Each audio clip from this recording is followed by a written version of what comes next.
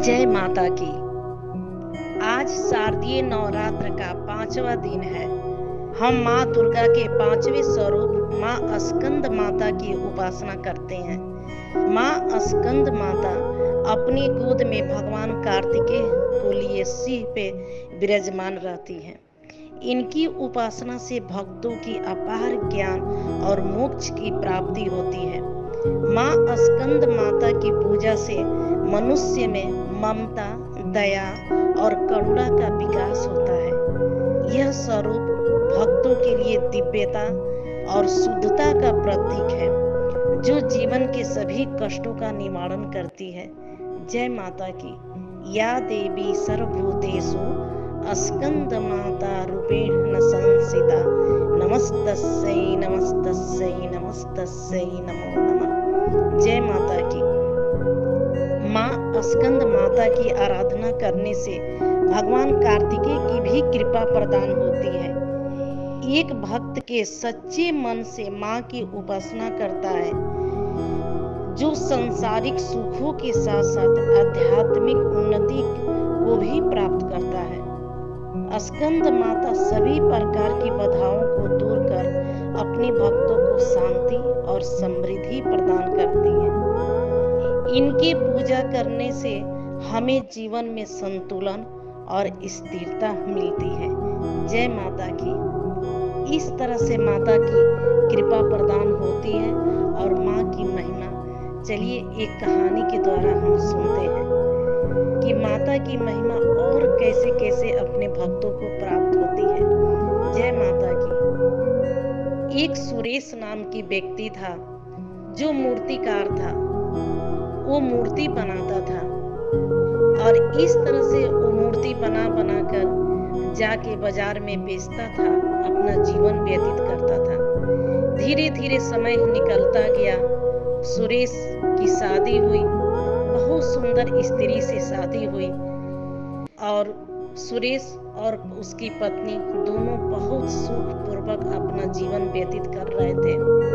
पत्नी भी बहुत अच्छी थी, सर्वगुण संपन्न थी, बहुत खूबसूरत सुंदर पत्नी थी और अपने पति के हर कदम पे साथ देती थी। इस तरह से दोनों का जीवन निकलते जा रहा था। सुरेश रोज मूर्ति बना के बाजार ले जाता था, मूर्ति बेचता था।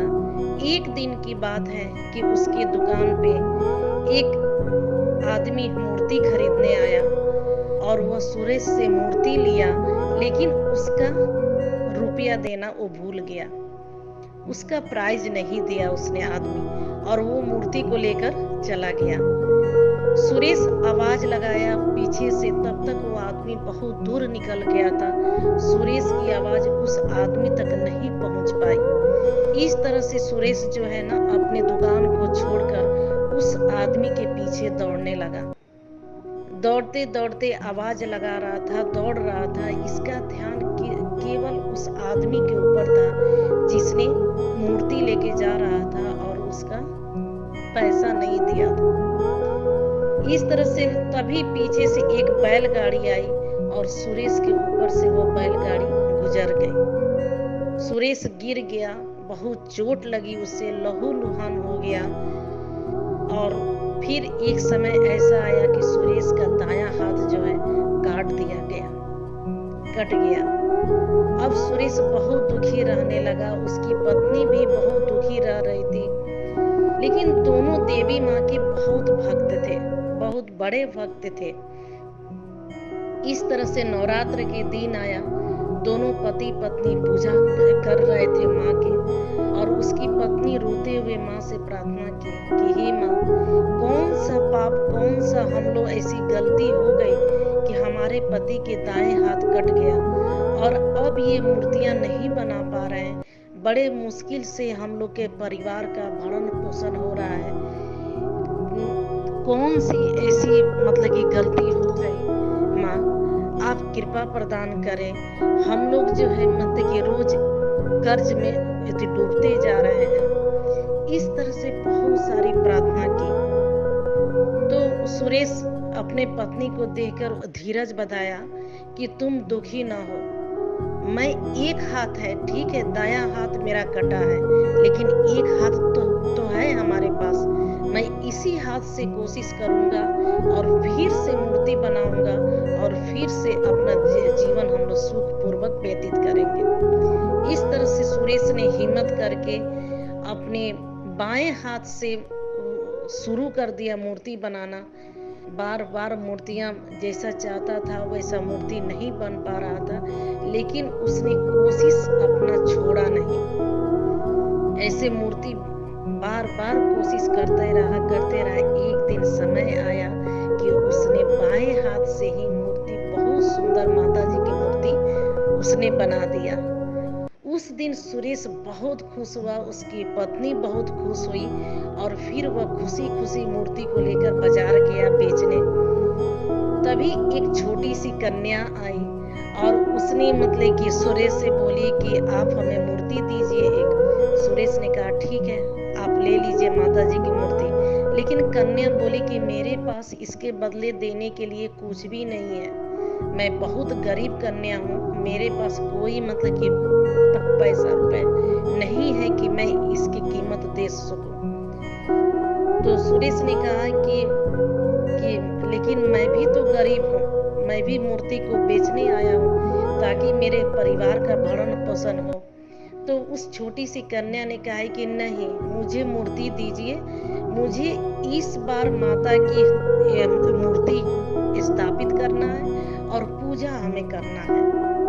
फिर सुरेश ने सोचा, फिर उसने कहा ठीक है, मूर्ति को दे दिया दान में। जैसे ही कन्या के हाथ में मूर्ति को दिया कि जाओ बेटा ले जाओ मूर्ति, उसी वक्त तुरंत छोटी सी कन्या जो है माता के रूप में प्रकट हुई, यानी कि माता जी साक्षात अपने देवी रूप में प्रकट हुई।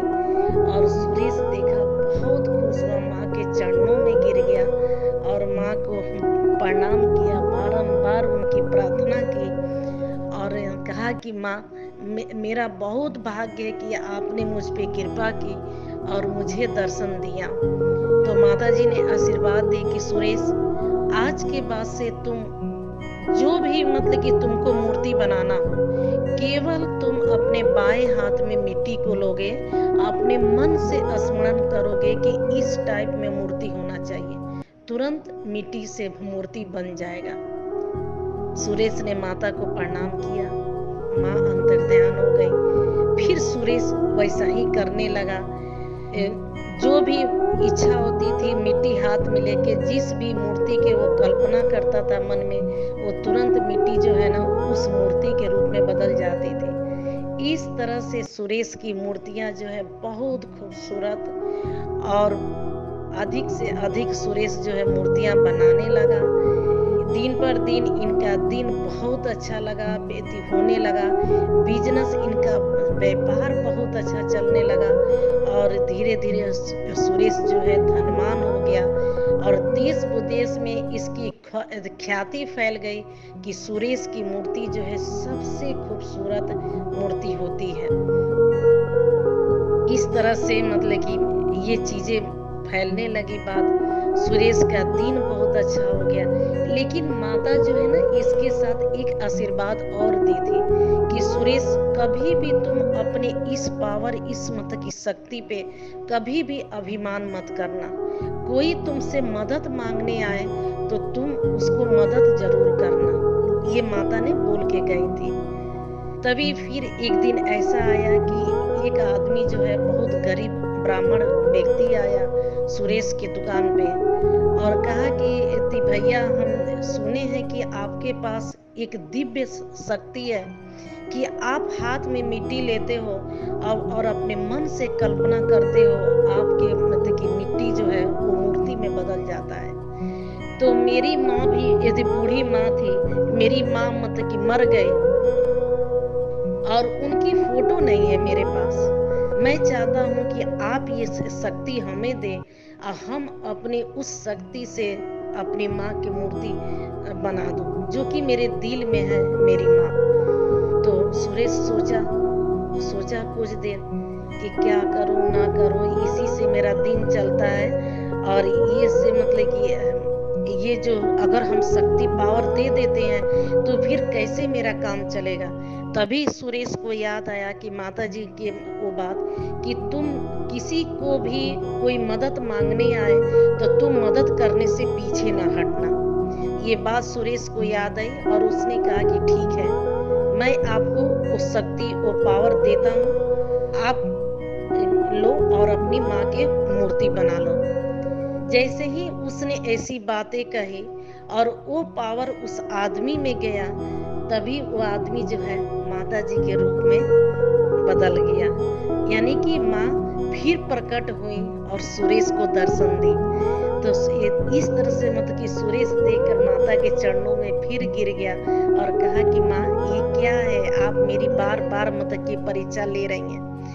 माता जी ने कहा कि सुरेश, मैं यही चीज को मतलब कि आज तुमसे जानने आई हूँ कि क्या तुम मेरे बातों को याद रखे हो कि भूल गए हो। लेकिन मुझे बहुत खुशी हुई है कि सुरेश तुम आज भी मेरे बातों को याद रखे हो और तुम हमेशा लोगों को मदद करने के लिए तैयार रहते हो। तो फिर इस तरह से माता प्रसन्न होके फिर सुरेश को आशीर्वाद दी कि सुरेश, अब तुम्हें जो तुम चाहोगे वो सब तुम्हें प्राप्त होगा। तुम जैसी जिंदगी चाहते हो वैसी तुम्हारी जिंदगी होगी। तुम्हें सब कुछ जीवन में अब सब कुछ प्राप्त होगा और तुम मेरे सबसे बड़े भक्त बनोगे। तो इस तरह से माता जो है आशीर्वाद देके और सुरेश को अंतर ध्यान हो गई। सुरेश बहुत खुश और प्रसन्न हुआ और इस तरह से उसका जीवन बहुत धनवान व्यक्ति बना और उसका जीवन बहुत सुख पूर्वक गुजरने लगा। तो माता की महिमा ऐसे होती है। तो इसीलिए हम इस कहानी से यही पता चलता है कि जहाँ कहीं भी मदद की जरूरत पड़े, किसी के भी मदद की जरूरत पड़े, हम लोग को पीछे नहीं हटना चाहिए। जो है जैसे है जिस तरीके से बन पड़े दूसरों की मदद हमेशा करना चाहिए। Thank you. जय माता जी, जय माता जी।